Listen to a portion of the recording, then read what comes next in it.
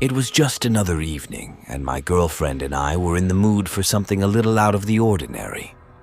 We'd heard these whispers about a super creepy, supposedly haunted road deep in the woods.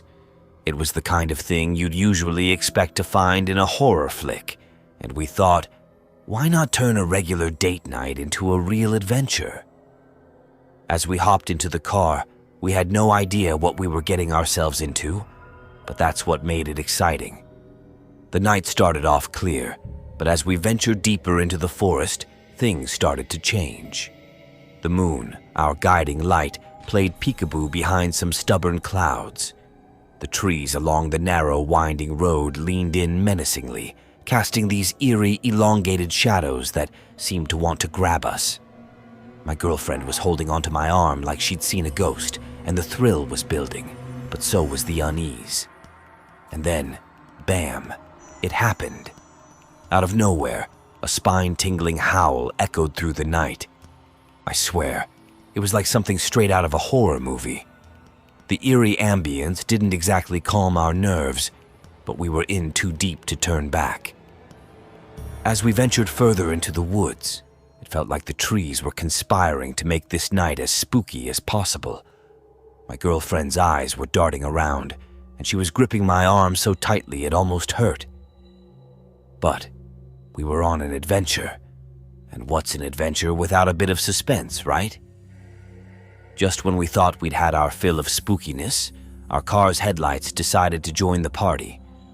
They started flickering like they had a mind of their own. And if that wasn't enough, the engine gave up, just like in a classic horror flick. We were stuck in the middle of nowhere, in a forest that seemed to be playing its own ghostly symphony. We tried restarting the car, but it was about as cooperative as a grumpy teenager. That's when we saw it. In the dimly lit car, a ghostly figure appeared in the back seat, all misty and see-through. My girlfriend's scream was the kind that could wake the dead, and in that split second, we flung open the car doors and sprinted out into the dark woods. It felt like we were part of a horror movie. We ran through the woods, and the chilling, howling sound followed us, as if the forest itself was playing tricks on us. Our hearts raced, and we didn't stop until we finally emerged, breathless and wide-eyed, safe and sound. We couldn't help but laugh at our own audacity. Our date night had gone from spooky to terrifying, and it was a story we'd be telling for years. It just goes to show, sometimes the best adventures are the ones that leave you with a crazy tale to tell, especially when you've got your loved one along for the ride.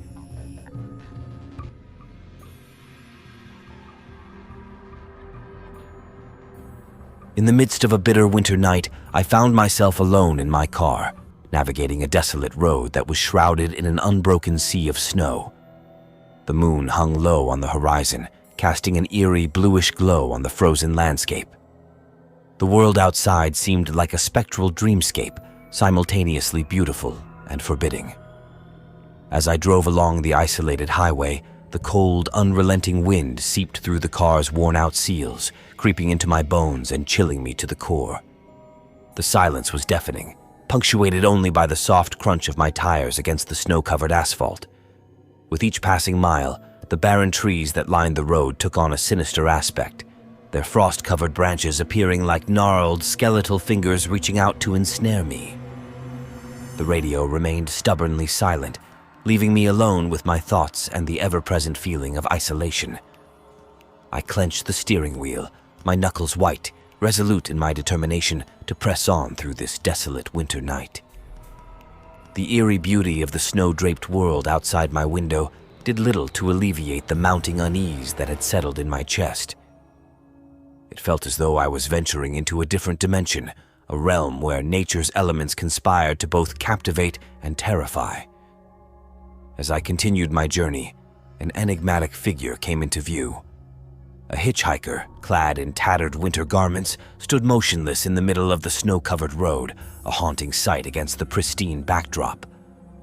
My heart quickened as I approached, curiosity warring with unease about what could drive someone to be out here in this harsh winter night. With caution, I pulled over, my tires crunching through the freshly fallen snow, and rolled down the window. "Need a ride?" I called out, my voice trembling from a mixture of cold and apprehension. The hitchhiker, their face concealed by layers of winter clothing, slowly turned to face me. A shiver ran down my spine as their eyes, cold and lifeless, met mine. Their breath formed misty clouds in the frigid air as they silently climbed into the back seat. My apprehension grew as I continued down the snow-covered road, the weight of the hitchhiker's presence becoming increasingly oppressive. The cold seemed to penetrate deeper into my bones. I slammed on the brakes and my heart pounded in my chest, deafening. The hitchhiker had vanished. Glance in the rearview Panic mirror welled up within me as I spun around, frantically searching for any trace of their presence. The back seat remained empty, leaving me bewildered and terrified. That's when a hand, as frigid as the winter night itself, clamped down on my shoulder. A voice like the whisper of the biting wind said, "You should have kept driving." Terror overtook me, and I fought to escape. With a trembling hand, I flung open the car door and stumbled out into the unforgiving cold. I ran until my legs gave way, collapsing in the snow, gasping for breath, my pulse racing. In the distance, I heard the haunting voice of the hitchhiker, carried on the winter wind. This road is cursed, and it claims those who dare to drive it on winter nights. And there, under the spectral moonlight of that cursed winter night, I realized that some roads are best left untraveled, for the chilling horrors that lurk in the shadows can drive even the bravest souls to the brink of madness.